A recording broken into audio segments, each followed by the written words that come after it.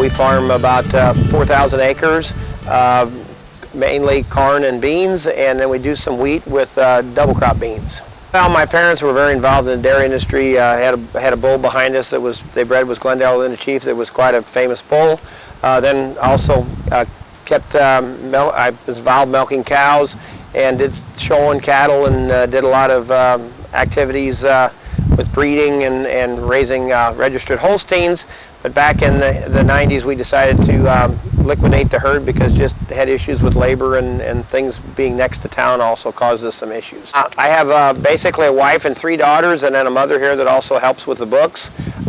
My wife retired 2 years ago from country companies, and now she helps on the farm, does book work, and also will drive combine and do some activities there. My oldest daughter came back to the farm after she graduated from K-State, and she's involved in working here and keeping the farm going.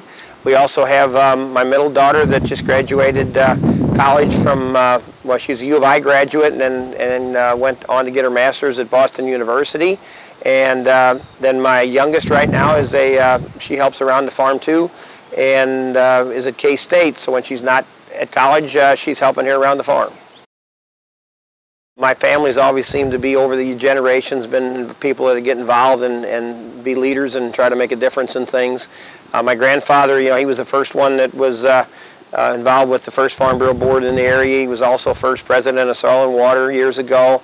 On school board, get involved there. My father and mother were both very involved in activities. My mother was president of the National Holstein Association on the board there for many years.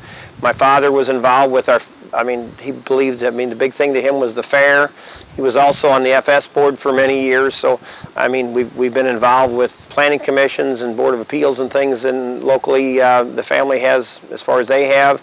So, I grew up with it. It's like you got to get involved, you got to make a difference, you got to try to help improve the area and improve your industry. It's kind of overwhelming that I got nominated and got picked for this.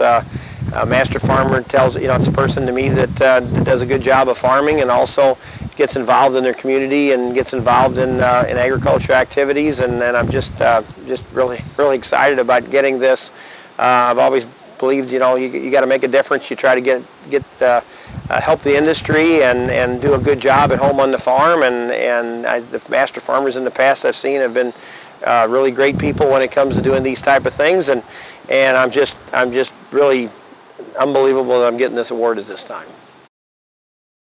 I want to be remembered for as a good farmer and someone that was progressive and took care of the farm and being sustainable and improving things, but probably bigger than that, I want to be remembered for being involved with agriculture and FFA and 4-H, and I did a lot over the years as far as working, educating young people, and I just feel like that's an important part. Our next generation is very important in keeping them on the farm and keeping my kids owning this farm and keeping it going.